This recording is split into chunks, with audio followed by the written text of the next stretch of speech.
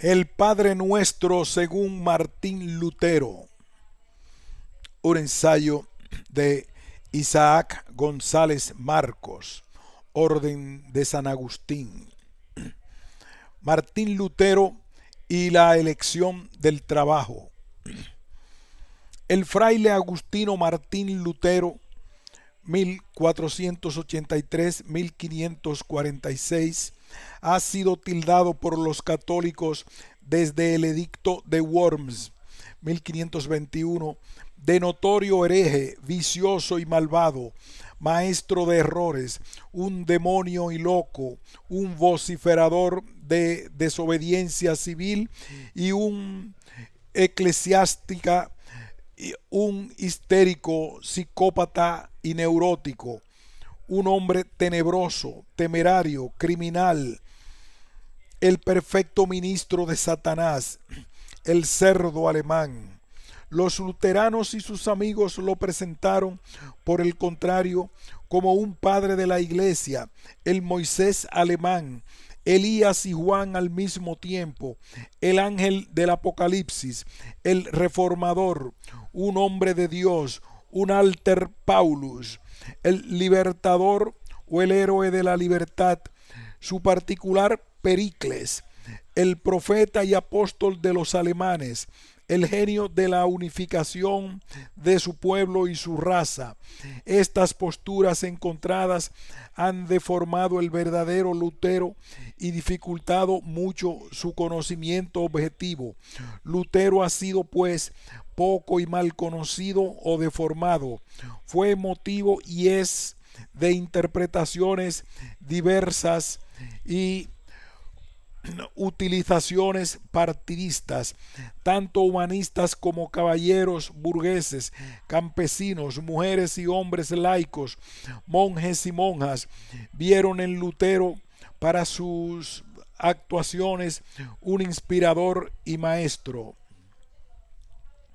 Desde mediados del siglo pasado ha comenzado una nueva visión e interpretación del catedrático de Wittenberg, debido, entre otras cosas, a la nueva valoración dada por el historiador Joseph Lorst, su discípulo Erwin Isserloff, nuevas biografías aparecidas a partir de 1981, el Concilio Vaticano II, los diálogos católico-protestantes en el campo ecuménico y sus respectivos documentos, desde la relación de Estrasburgo hasta del conflicto a la comunión, la interpretación luterano-católica de la Reforma en 2017, así como las aportaciones que han realizado los papas Juan Pablo II, Benedicto XVI y Francisco. Este 500 aniversario de la Reforma es el primero que se celebra en el nuevo clima historiográfico ecuménico, en contexto de globalización y de nueva evangelización, contextos que exigen a los cristianos del siglo XXI que sean uno para afrontar los grandes desafíos: indiferentismo religioso, la emigración, el terrorismo, explotación de la naturaleza, presentar un testimonio y acción comunes como testigos de la verdad evangélica y ser misioneros del amor misericordioso de Dios.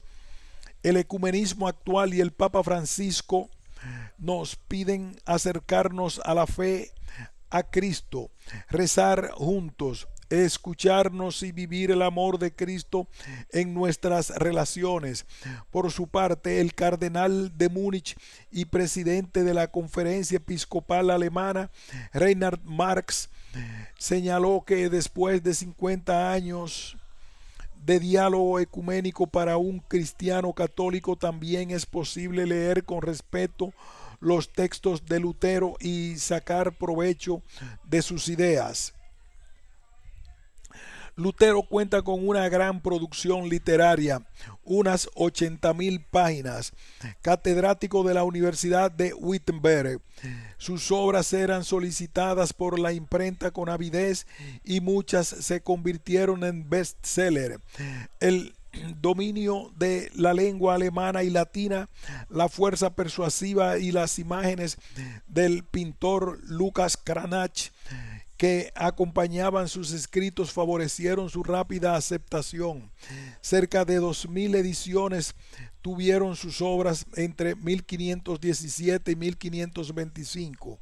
En los años 1519 y 1520 tuvieron entre 12 y 24 ediciones varias de sus obras, un escritor fecundo y de superventas en Europa, como acertadamente lo presenta Rafael Lescano. He elegido la obra de Lutero, el Padre Nuestro, explicado a los simples laicos, 1519, de sus primeros años como escritor, porque, como señala Franco Brusi, no podemos olvidar la formación agustiniana de Lutero, para quien Agustín es el padre de la Iglesia. Lutero es el teólogo, pero es necesario añadir que es un teólogo bíblico. Los temas que afronta al inicio de sus estudios estarán presentes hasta el final. Resuman en esta obra esas tres características: teología agustiniana, bíblica y principios fundamentales de su teología. El libro es un ejemplo de predicación con una estructura muy sencilla. Después de un prefacio sobre los tres modos de orar y una amplia explicación de la invocación inicial, sigue el comentario a cada una de las 7 peticiones contenidas en la oración. El escrito concluye con un diálogo del alma con Dios en el que se recuerda lo esencial de las 7 peticiones. El censor que examinó el escrito para ser traducido al italiano el mismo año 1519, escribió sin saber quién era el autor: bienaventuradas las manos que han escrito estas cosas, bienaventurados los ojos que las ven y bienaventurados los corazones que crean en este libro. Se quejaba Lutero en esta obra de aquellos que van de aquí para allá buscando su propia salvación y no quieren ir a lo esencial, esto es, que interiormente se donen a sí mismos a Dios y se conviertan en su reino. También hoy es urgente reivindicar la catequesis y nueva evangelización que inicie con lo esencial de nuestra fe.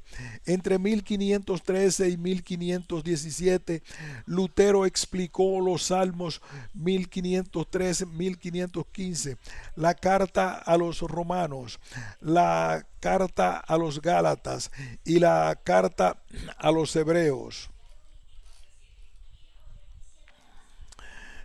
Explicando los salmos, ya aparecían los temas de la justicia de Dios, la misericordia de Dios, el pecado del hombre, la humildad por la que un hombre reconoce su propia nada y deja todo lo bueno a Dios sin atreverse a reclamar nada para sí mismo, y la justificación. En 1535 Lutero volvió a explicar la oración del Padre Nuestro, que dedicó a su amigo, el barbero cirujano Pedro Besdendorf. En esta obra Lutero también explica brevemente los mandamientos de la ley de Dios bajo 4 aspectos, como libritos de doctrina, de acción de gracias, de confesión y de petición.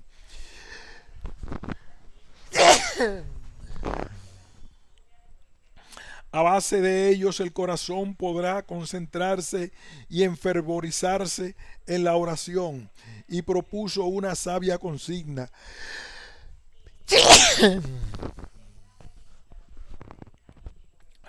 cuida de no tomar todo o demasiado de un golpe para no cansar al espíritu. Es más, una oración Para ser buena no debe ser larga ni demasiado distanciada, sino repetida y ardiente. Bastará con que medites un punto o la mitad, con lo que podrás encender una hoguera en tu interior.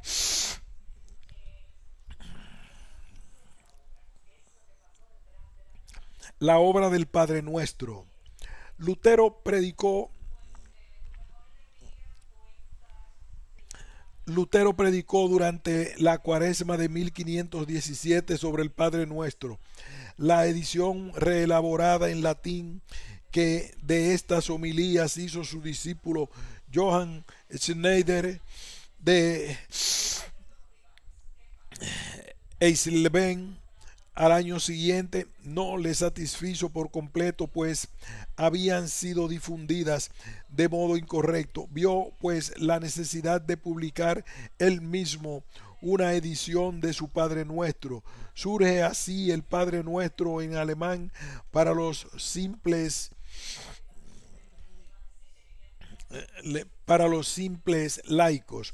Lutero deseaba en el prefacio explicarme si es posible con mayor claridad y conceder un servicio también a mis adversarios.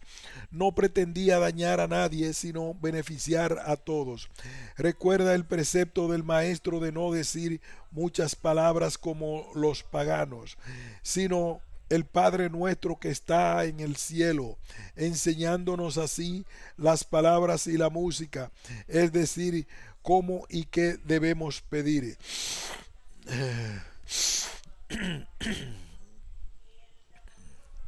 En cuanto a la música, es decir, pocas palabras, pero con propósito de reflexión intensa. Establece Lutero el axioma: pocas palabras y mucho sentido es cristiano, muchas palabras y poco sentido es pagano. Hay que adorar en espíritu frente a la oración mecánica y en verdad contra la oración aparente. La oración aparente se hace con la boca, la oración espiritual es veraz porque es el deseo interior. La primera actitud hace hipócritas y falsos, seguros de sí mismos. El otro hace santos e hijos temerosos de Dios. Hay tres modos diversos de hacer oración exterior. A. Por simple obediencia, da fruto y hace mal al diablo. B. Sin obediencia o contra voluntad, con aburrimiento o por amor al dinero, al honor y a la alabanza. Sería mejor abandonarla, si bien Dios les recompensa no como a hijos, sino como a siervos, bienes y honores terrenos. C. Con la meditación del corazón, pasando de la apariencia a la verdad, del exterior al interior.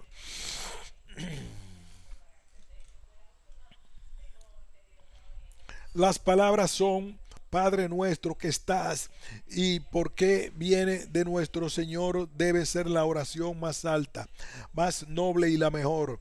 Debe ser preferida a las demás porque ella contiene toda indulgencia, todo beneficio, toda bendición y todo lo que el hombre necesita para su cuerpo y su alma, aquí en la tierra y allá en el cielo. La oración está dividida en dos partes: un prólogo, principio y preparación, y después 7 peticiones. Principio y división. El mejor principio y prólogo es que se sepa cómo llamar, honrar y tratar a quien se implora. Y entre todos los hombres y entre todos los nombres, el que mejor le encaja es el de Padre, que nos prepara a acercarnos a Dios. Se trata de un hablar amoroso, suave, profundo y cordial. No hay otro nombre mejor que el de Padre, que nos prepara para acercarnos a Dios. A Dios les gusta también ese nombre. Con él le conmovemos en lo más íntimo y nos confesamos sus hijos. Quien confiesa tener un Padre en el cielo se sabe mísero y abandonado en la tierra, lejos de él, entre peligros, entre diablos y grandes enemigos y peligros de todo género. Es la mejor oración porque habla en ella más el corazón que la boca.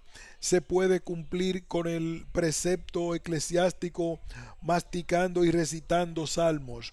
Pero Dios te dirá, el pueblo me honra con los labios, pero su corazón está lejos de mí. Isaías 29:13. Lamenta Lutero que la predicación ha llevado al pueblo no a la oración interior con los padres de la iglesia, sino a la oración mecánica y sobre todo a formas devocionales que buscan sus beneficios. Lucas recuerda, orad continuamente.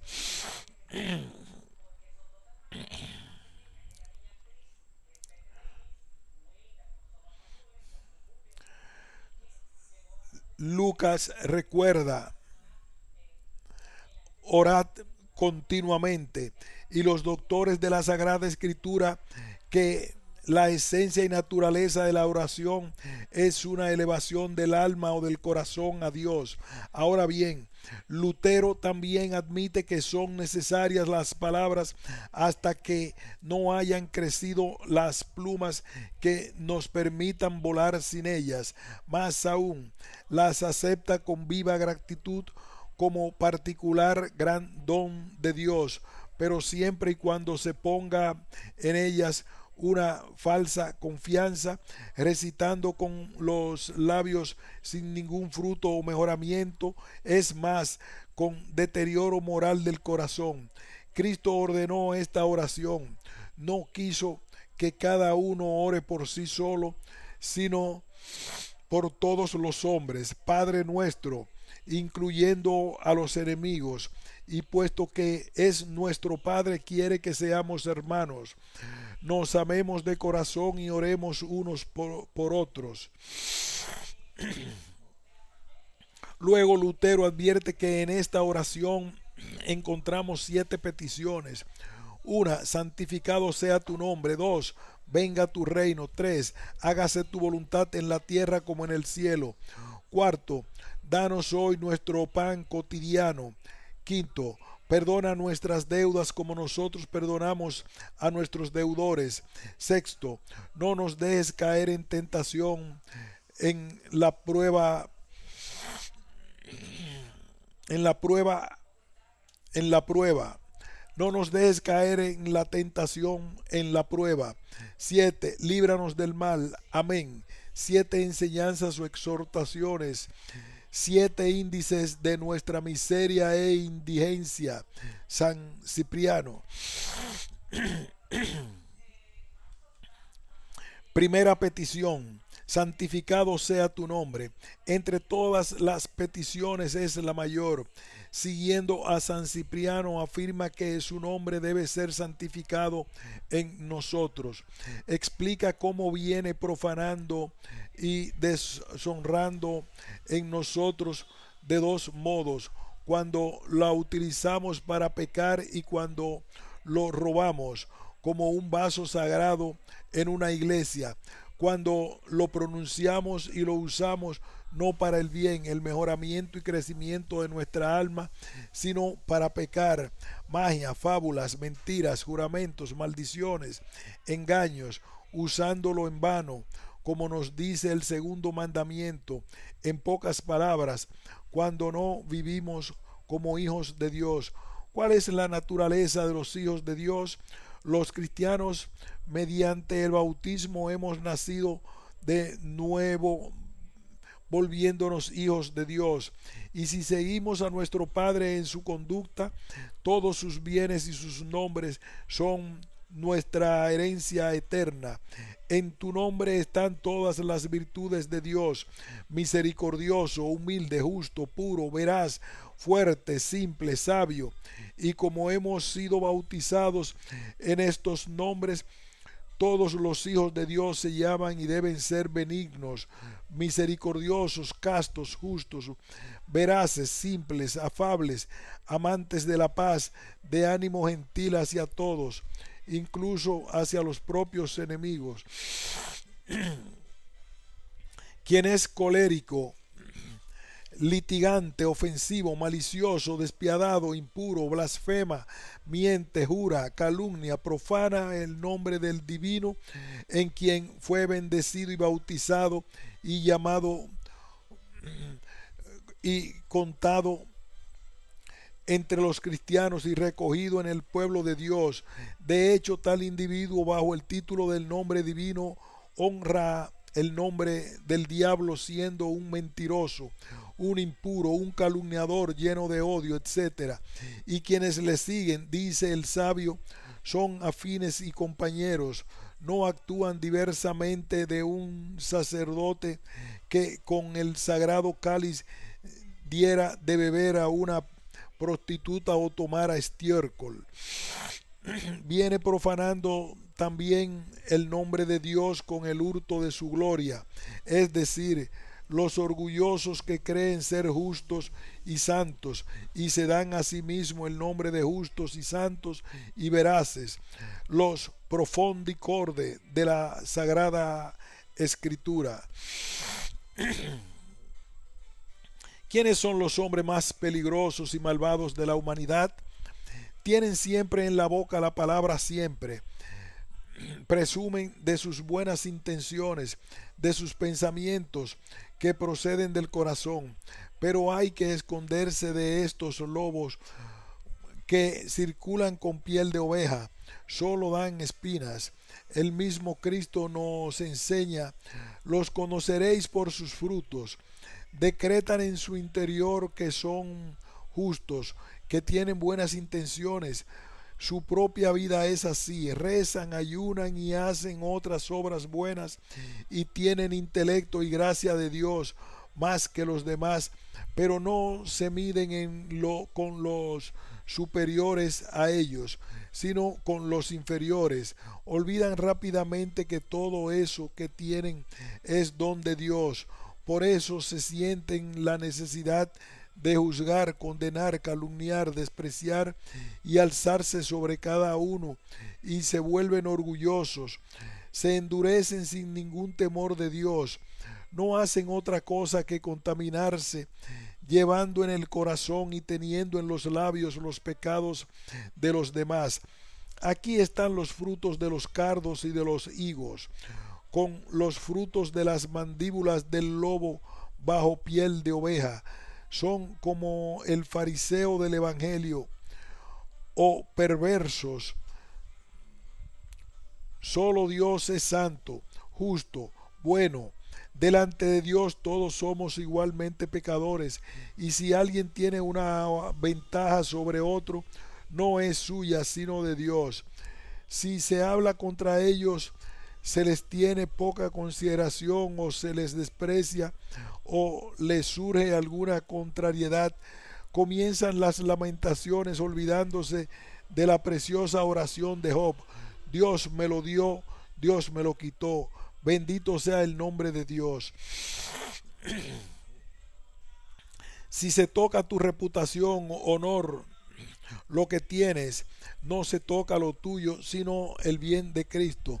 Y para enseñártelo, Él dispone que te sea quitado lo que piensas que es tuyo, a fin de que tú reconozcas que no es tuyo, sino suyo. Como nadie santifica suficientemente el nombre de Dios, pues esto solo ocurre en el cielo. Esta petición es una doctrina medicinal y una denuncia de nuestra vida mísera y dañada sobre la tierra, que lleva el nombre de conocimiento de sí mismo. De hecho, santificado sea tu nombre en nosotros, quiere decir que no está aún santificado en nosotros. Con nuestros labios atestiguamos que somos blasfemos de Dios.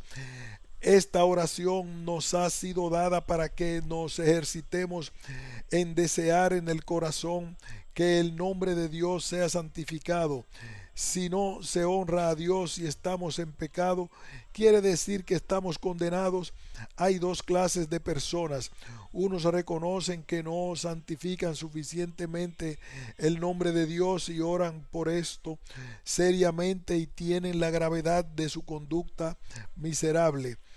A estos Dios le concede cuanto piden y porque se juzgan y se condenan a sí mismos. Dios se les absuelve y les perdona sus deudas. Otros son espíritus independientes y superficiales que estiman en poco sus defectos, se los echan a la espalda y tampoco ven nada y lo piden y no piden nada. Descubrirán finalmente la grandeza de este pecado, tomado por ellos a la ligera, y vendrán condenados por las razones por las que pensaban ser salvados. Como dice Cristo a los fariseos, que por sus largas oraciones recibirán una mayor condena. El Padre nuestro enseña sobre todo a reconocer tu gran miseria y perdición. Eres un blasfemo de Dios. Debes alarmarte de tu propia oración si reflexionas sobre lo que dices orando. Tu misma oración te condena, testimonia contra ti, te acusa. Tú caes a tierra. ¿Quién te socorre? Si te humillas en el conocimiento de tu miseria, entonces viene la doctrina consoladora y te anima. La oración te enseña a no desesperar, sino a pedir a gritos la gracia y la ayuda de Dios. Tú estás convencido y debes firmemente creer que Él te ha enseñado a orar así porque quiere escucharte.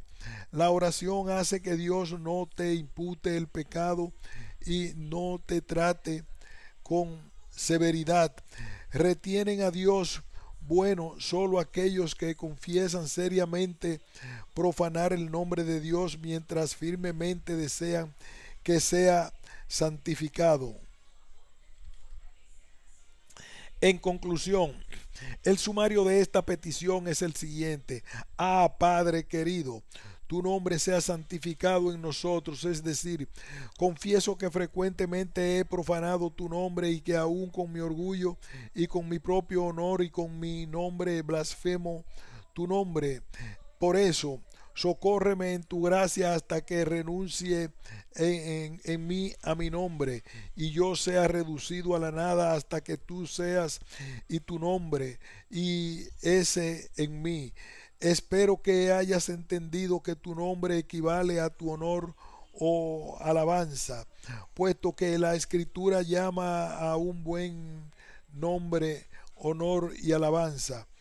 Por tanto, esta oración solo desea que el honor de Dios sea buscado ante todos y en todas las cosas y que toda nuestra vida sirva siempre y solo al honor de Dios, no a nuestro beneficio, ni siquiera a nuestra dicha o cualquier otro bien temporal o eterno, que no esté propiamente ordenado al honor y alabanza de Dios. Esta es la primera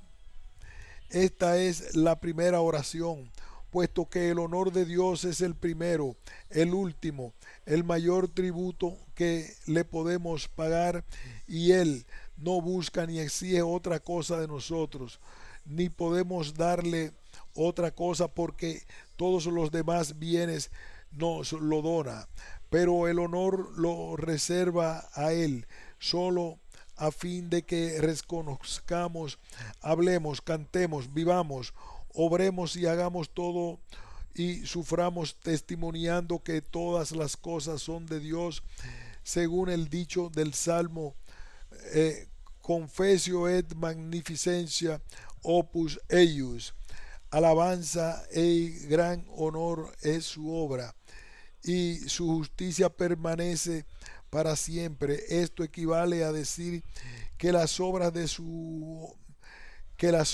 del hombre en las que Dios mora y vive no hacen otra cosa que alabar y honrar a Dios, atribuyéndole todo. Por ello, un hombre sabio no estima que se le deshonre o se le desprecie, aun sabiendo que es justo que se haga. Y si nadie lo quiere despreciar o deshonrar, él mismo lo hace y no puede tolerar su alabanza y su honor. Y por eso es justo, porque da a Dios lo que es de Dios y a sí mismo lo que es suyo. A Dios el honor y todas las cosas, a sí mismo el vituperio y la nada. Esta es la justicia que dura eternamente, porque no nos gusta solo a los hombres de este tiempo, como las lámparas de las vírgenes necias y la piedad de los santos hipócritas, sino al Dios eterno, ante quien dura luego eternamente. Ahora, fíjate que esta oración combate el abominable orgullo, que es el principio, la vida, la sustancia de todo pecado, porque no vive ninguna virtud, vale, donde haya orgullo.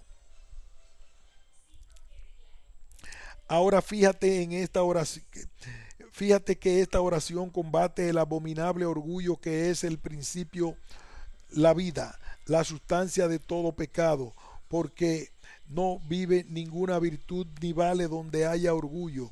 Tampoco vive ni perjudica ningún pecado, donde el orgullo está muerto. Y como una serpiente tiene en la cabeza toda su vida, y si esa cabeza está muerta, no puede hacer mal a nadie. Así, si estuviera muerto el orgullo, todos los pecados, y no serían ya nocivos. Es más, estarían muy bien. Y como nadie está exento de orgullo, de honor y ambición por su propio nombre, tampoco existe nada que no tenga mucha necesidad de esta oración, y a quien no le sea muy útil.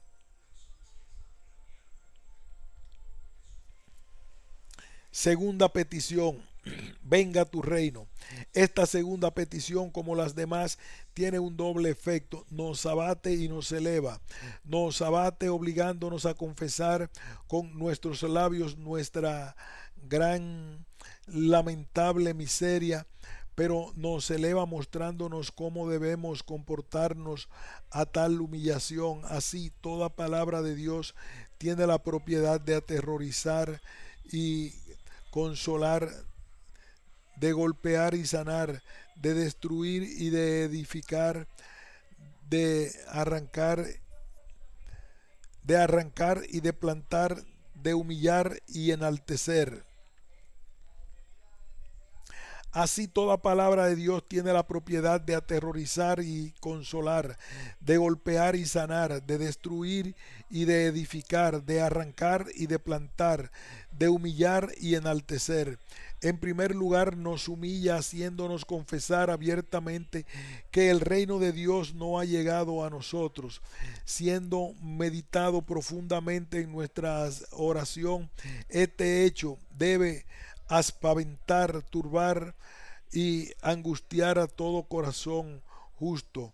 Vemos que estamos aún rechazados en la miseria y entre crueles enemigos privados de nuestra amadísima patria. Son 2 años funestos y lamentables. El primero, que Dios Padre está Son 2 daños funestos y lamentables. El primero, que Dios Padre está privado de su reino en nosotros, y mientras Él es y debe ser Señor de todas las cosas, solo se muestra parte, solo de nuestra parte encuentra oposición a tal poder y a tal dignidad. Esto contribuye no poco a deshonrarlo, como si fuese un señor sin tierra y su dignidad de omnipotente estuviera burlada por nosotros. Sin duda, este hecho debe afligir a cuantos nos aman a Dios y desean para Él el bien.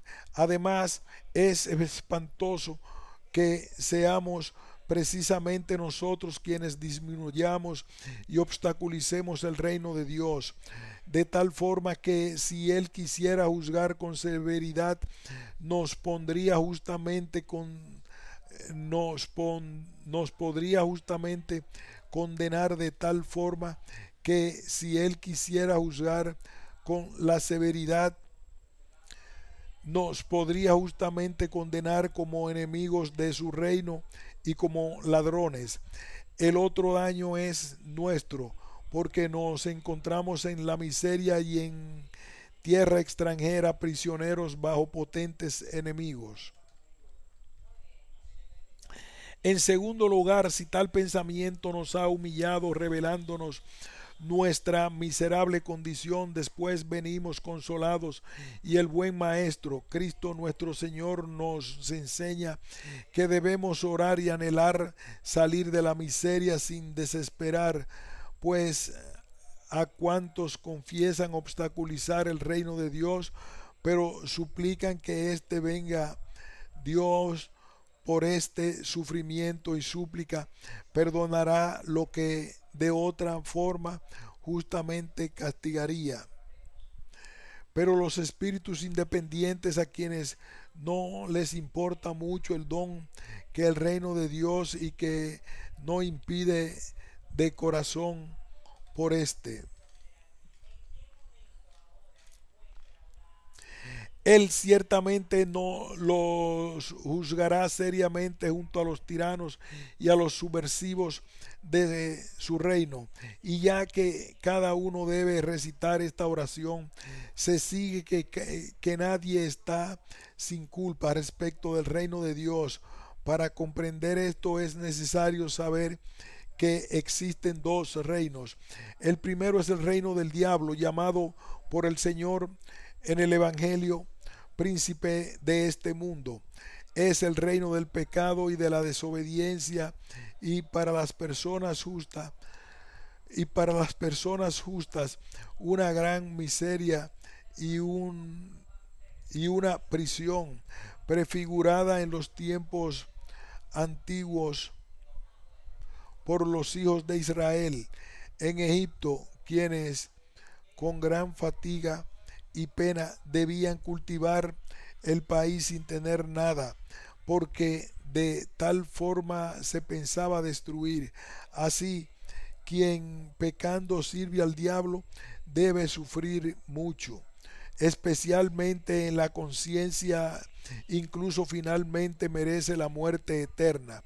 Ahora, todos nosotros estamos en este reino hasta que no llegue el reino de Dios, pero de forma diversa, porque en este las personas justas luchan cada día con los pecados y con perseverancia y con fuerza resisten a la concupiscencia de la carne, a las reducciones del mundo, a las contestaciones del diablo.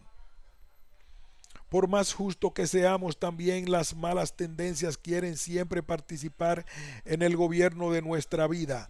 Es más, desearían señorear solas y tener sus riendas. Así el reino de Dios está en lucha continua contra el reino del diablo, y los creyentes son conservados y salvados para que luchen en sí mismos contra el reino del diablo, para el crecimiento del reino de Dios. Y estos son aquellos que con palabras, con el corazón y con la obra recitan esta oración. Así el apóstol San Pablo dice, Romanos 6:12, que que no son de dejar que el pecado reine en nuestro cuerpo para obedecer a la concupiscencia, como si quisiera decir, sentiréis tener malas tendencias, inclinaciones a la ira, la impureza y cosas similares, cosas que querrán llevaros al reino del diablo, es decir, de dónde provienen los pecados y ellos mismos son pecados. Pero vosotros no debéis seguirles, sino combatirles y someter y reprimir estos traidores del antiguo reino del diablo, dejados aún entre vosotros, como los hijos de Israel hicieron con los jebuseos y los amorreos, para acrecentar el reino de Dios en vosotros, que es la verdadera tierra prometida. Los demás viven en el reino del diablo con placer, siguiendo todas las concupiscencias de la carne, del mundo, del diablo, y si posible desearía permanecer allí para siempre. Estos alargan la esfera del diablo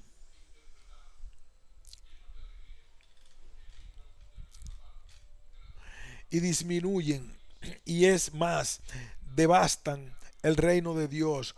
Por eso acumulan bienes, hacen magníficas construcciones, buscan todo lo que el mundo puede dar, como si quisieran permanecer aquí eternamente, sin pensar que, como dice San Pablo, no tenemos aquí una ciudad permanente.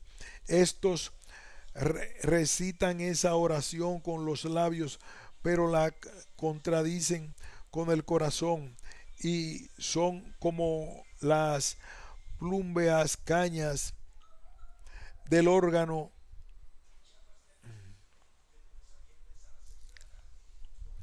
Estos recitan la oración con labios, pero la contradicen con el corazón, y son como las plúmbeas cañas del órgano que chillan y resuenan con fuerza en la iglesia, pero no tienen ni lengua ni cerebro, y quizás los órganos son la imagen y denuncia de estos cantores y orantes. El otro reino es el reino de Dios, es decir, el reino de la justicia y de la verdad, del cuarto Cristo dice: buscad sobre todo el reino de Dios y su justicia. Mateo 6:33. ¿Qué es la justicia de Dios o su reino? Que no haya pecado con nosotros, sino que todos los miembros de nuestra fuerza y potencia estén sometidos a Dios y para su servicio, de forma que podamos decir con Pablo: y no vivo yo, sino que es Cristo quien vive en mí. Y a los corintios: no os desesperéis, habéis sido comprados con un tesoro precioso, por eso debéis honrar a Dios y llevarlo en vuestro cuerpo, como si dijera: Cristo os ha comprado donándose a sí mismo. Por eso debéis ser suyos y dejar que Él viva y gobierne en vosotros. Esto se verifica cuando en nosotros no gobierna ya el pecado, sino solo Cristo con su gracia. Por tanto, el reino de Dios es paz, honestidad, humildad, pureza, amor y toda virtud, que no haya ira, odio, amargura, impureza y cosas semejantes. Ahora bien, mírese cada uno a sí mismo para descubrir si se inclina hacia esta o aquella parte, así sabrá a qué reino pertenece. No hay nadie que no encuentre en sí algo del reino del diablo. Por eso debe rezar: venga tu reino, porque el reino de Dios comienza aquí y se acrecienta, pero se cumple en la otra vida. Así podemos resumir: venga tu reino. Padre querido, no nos deje vivir mucho aquí, para que tu reino se cumpla en nosotros y seamos redimidos totalmente del reino del diablo. O si deseas dejarnos más tiempo en esta miseria, danos tu gracia para que podamos comenzar con para que podamos comenzar en nosotros tu reino y acrecentarlo incesantemente, para disminuir y subvertir el reino del diablo. Pero en este asunto hay dos grandes errores. El primero: quienes corren de aquí para allá para ser justos, para llegar al reino de Dios y ser salvados, Uno va a Roma, otro a Santiago. Uno edifica una capilla, otro hace una donación, un tercero otra cosa, pero no quieren ir a lo esencial, esto es, darse interiormente a sí mismos a Dios y convertirse en su reino. Cumplen muchas de aquellas obras exteriores y fingen muy bien, pero interiormente permanecen llenos de malicia, de ira, de odio, de orgullo, impacientes, impuros. Contra estos habló Cristo cuando le fue preguntado sobre la venida del reino de Dios. El reino de Dios viene sin dejarse sentir, no, no exteriormente. El reino de Dios ya está entre vosotros interiormente. Como dice Mateo, no se dirá está aquí o allí, y cuando se diga está aquí o allí, no debéis creerlo porque son falsos profetas. Como si dijera, si queréis conocer el reino de Dios, no lo debéis buscar lejos ni ir a otros países. Está cerca de ti, si quieres es más, no está solo cerca de ti, sino en ti. Puesto que honestidad, humildad, verdad, pureza y toda virtud, esto es el verdadero reino de Dios. No se puede ir a coger en otros países o más allá de los mares, sino que deben surgir en el corazón.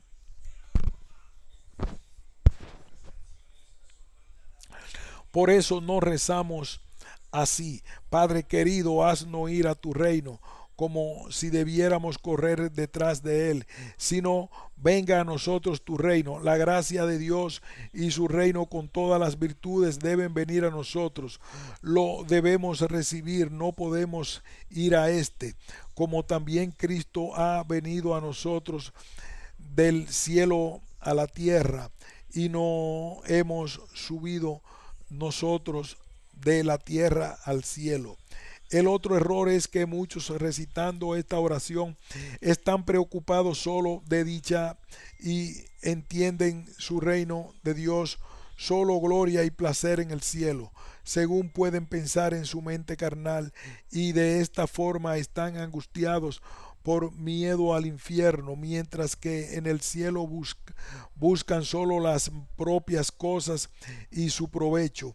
Esto no saben que reino de Dios no significa otra cosa que ser justos, honestos, puros, humildes, mansos, benignos y colmados de todas las virtudes y de toda gracia, hasta que Dios tome posesión de nosotros y Él solo sea, viva y gobierne en nosotros. Esto es lo que se debería codiciar antes que nada, y sobre todo porque ser bienaventurado significa que Dios nos gobierna y nosotros somos su reino. Pero la gloria y el placer y todo lo que puede desear no se debe buscar ni pedir ni desear, sino que todo se hará encontrar por sí mismo y seguirá el reino de Dios.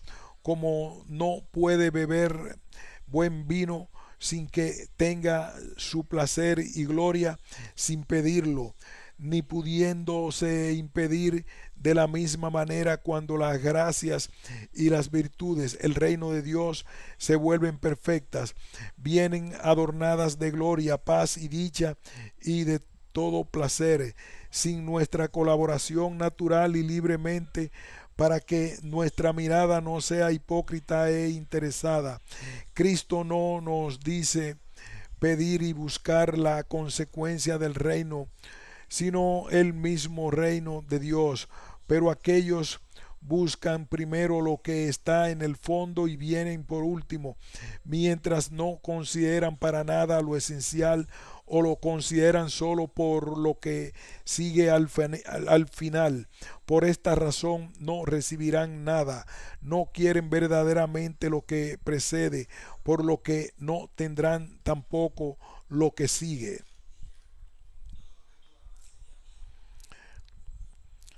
La tercera petición. Aquí hacemos una pausa y la continuaremos más adelante, después de un descanso.